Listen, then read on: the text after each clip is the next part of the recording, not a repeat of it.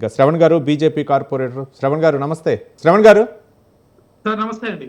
నమస్తే. ఏంటి బీజేపీ మధ్య బీఆర్ఎస్ మీద లోపకారీ ఒప్పందం ఉందా, లేకపోతే ఎన్నికల్లో ఓట్లు ఎవరికి వేయమని చెప్తారు అనే విధంగా సీఎం రేవంత్ రెడ్డి వ్యాఖ్యానించారు. పథకాలు అయితే అమలవుతున్నాయి, కేంద్రం నుంచి నిధులు తీసుకురావడంలో మాత్రం విఫలమయ్యారు అనే విధంగా అది బీజేపీ మీద నెపం నెట్టే విధంగా రేవంత్ రెడ్డి వ్యాఖ్యానించారు. ఏ విధంగా చూడొచ్చు ఆయన వ్యాఖ్యల్ని? సార్ ముందుగా ప్యానెల్లో ఉన్నటువంటి పెద్దలందరూ కూడా నమస్కారం. ఇప్పుడు చాలా క్లియర్ గా చెప్తా ఉన్నాను సార్. గతంలో కూడా ఇదే గోబల్స్ ప్రచారం చేసుకొని చేసి ముఖ్యమంత్రి గారు యాక్సిడెంటల్ ప్రైమ్ మినిస్టర్ ఆ రోజు ఎట్లా యాక్సిడెంటల్ చీఫ్ మినిస్టర్ తెలంగాణగా మారిపోయినారు ఆయన. ఏ బీజేపీ బీఆర్ఎస్ ఒకటి ఏ ఊకదంతూ ఉపన్యాసం ఇంకెన్ని రోజులు చేస్తారండి. ఆ రోజు ఏమన్నారు, కవిత గారిని అరెస్ట్ చేయలేదు, అందుకే మీరంతా ఒకటే అన్నారు. తర్వాత మరి అరెస్ట్ చేసి మేము నిజంగా రాజకీయంగా లబ్ధి పొందాలి అనుకుంటే కవిత గారు అరెస్ట్ నిజంగా మేము ఇన్వెస్టిగేటివ్ ఏజెన్సీస్ ని ఇన్ఫ్లుయెన్స్ చేయాలి అనుకుంటే ఎలక్షన్స్ ముందే కవిత గారు అరెస్ట్ అవుతుండే కదా. బీజేపీకి అప్పుడు భారీగా సీట్లు తెలంగాణ రాష్ట్ర కాంగ్రెస్ పార్టీ అధికారంలో రాకపోతుండే కదా, బీజేపీని వస్తుండే కదా.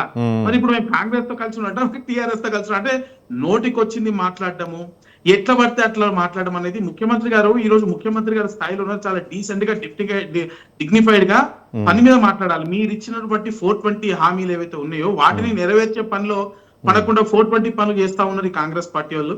నేనేమడుగుతున్నా సార్, అన్ని డైవర్షన్ పాలిటిక్స్ హైడ్రా. నేను అడుగుతున్నా సార్, ఇందాక అడిగారు కదా, మరి ఎమ్మెల్సీ ఎన్నికల్లో టీఆర్ఎస్ పార్టీ పోటీ చేయకపోతే మాకేంటి సార్ సంబంధం? నేను అడుగుతున్నా.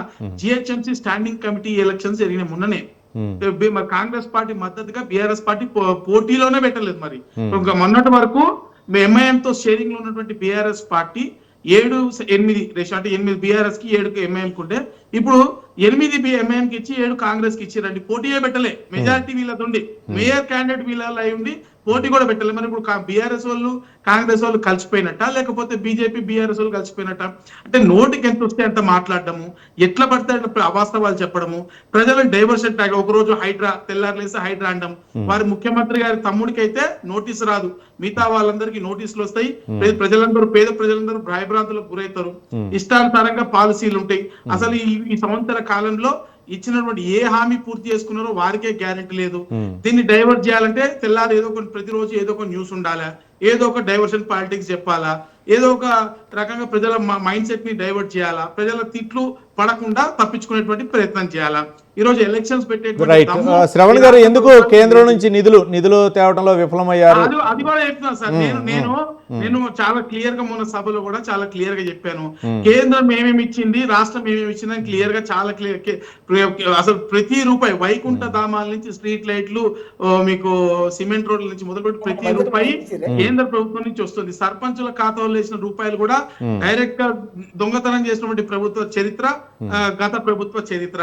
ఈ రోజు 1200 కోట్ల రూపాయలు భాగ్యనగర్ మేజర్ షేర్ హోల్డర్ అయినటువంటి తెలంగాణ రాష్ట్రానికి ఆయువు పట్టు గుండకాయ అయినటువంటి భాగ్యనగరానికి 1200 కోట్ల రూపాయలు ఇస్తా అని చెప్పి పాలాభిషేకాలు చేసి ఇచ్చింది గుండు సున్నా. ఈ రోజు రాష్ట్ర ప్రభుత్వం నుంచి లోకల్ బాడీస్ కి రావాల్సినటువంటి ప్రాపర్టీ ట్యాక్స్ డబ్బులు ఇచ్చింది గుండు సున్నా. సో మోటార్ వెహికల్ ట్యాక్స్ ఇచ్చింది గుండు సున్నా. స్టాంప్ డ్యూటీల రూపంలో 30 కోట్ల రూపాయలు ఇస్తా అని చెప్పారు కదా. మన తెలుగులో సినిమా ఉంటుంది, ఆహనాపిల్లి అంటారు, మీ అందరికి తెలిసి ఉంటది. అక్కడ కోడింగ్ కట్టేసి శుద్ధ వీరభద్రరావు గారిని అది చూస్తూ చికెన్ తిన్నట్టు ఫీల్ అయితే మనం చెప్తారు అన్నం, ఆయన పిచ్చెక్కేస్తుంది అనమాట. ఇదే మోడ్ లో private deposit accounts, PD accounts అంటారు, వీటిని ముట్టుకోలేం పెట్టలేం, మార్చేసరికి ఎక్స్పైర్ అవుతుంది. దాన్ని వీళ్ళు అడగరు, వాళ్ళు తీయరు. ఇటువంటి అకౌంట్స్ లేయడం వల్ల ఎంత ఫ్రాడ్ అంటే, ఇది రేపు ఎల్లుండో కాగ్ రిపోర్ట్ లో వస్తుంది, మీరు చూడండి. నేను ఈరోజు రాసి పెట్టుకోండి. ఏం చేస్తారంటే రాష్ట్ర ప్రభుత్వం ఇచ్చామని చెప్పి పీడీ అకౌంట్లు వేస్తారు. ఆ ఫైనాన్షియల్ ఇయర్ దాటిపోతుంది. ఆ లాస్ట్ ఇయర్ లో ఇచ్చినట్టు ఖర్చు వాళ్ళు చూపిస్తారు, నెక్స్ట్ ఇయర్ ఆటోమేటిక్ గా రివర్ట్ అయిపోతాయి అకౌంట్స్. ఇట దొంగ లెక్కలు, ప్రజాపాలన పేరుతోటి మొత్తము లోకల్ బాడీ స్టాఫ్ ని రోడ్డు మీద తీసుకొచ్చి పేపర్లెస్ ట్రాన్సాక్షన్స్ జరగాల్సిన ఈ రోజుల్లో, ఆన్లైన్ అప్లికేషన్ తీసుకోవాల్సిన ఈ రోజుల్లో పేపర్ల మీద అప్లికేషన్ తీసుకుంటామని చెప్పి సిబ్బందిని మొత్తం రోడ్డు మీద తీసుకొచ్చిర్రు, ప్రజలను రోడ్డు మీద తీసుకొచ్చిర్రు. పని గంటలు ఉదాయని పోనీ ఇవేమన్నా బాగుపడ్డా అప్లికేషన్ తీసుకెళ్లి ఫ్లైవర్ల కింద పడేసి ఆన్లైన్ చేయడం కోసం మళ్ళీ 15-20 లక్షల రూపాయలు ఖర్చు పెట్టి దాంట్లో కూడా మిస్ అయినాయి. ఈ రోజు రేషన్ కార్డులు ఇవ్వట్లేదు, పెన్షన్లు ఇస్తలేరు, స్కూటీలు ఇస్తలేరు, నిరుద్యోగ భృతి ఇస్తలేరు, రైతు బంధు ఇస్తలేరు. ఏ ఒక్కటి కూడా హామీ ఏది కూడా తులం బంగారం. రైట్ చేతగాక చవట దద్దమ్మగా మారేటువంటి ఈ ప్రభుత్వం ఇటువంటి డ్రామాలు చేస్తుంది రైట్ తప్ప రైట్ రైట్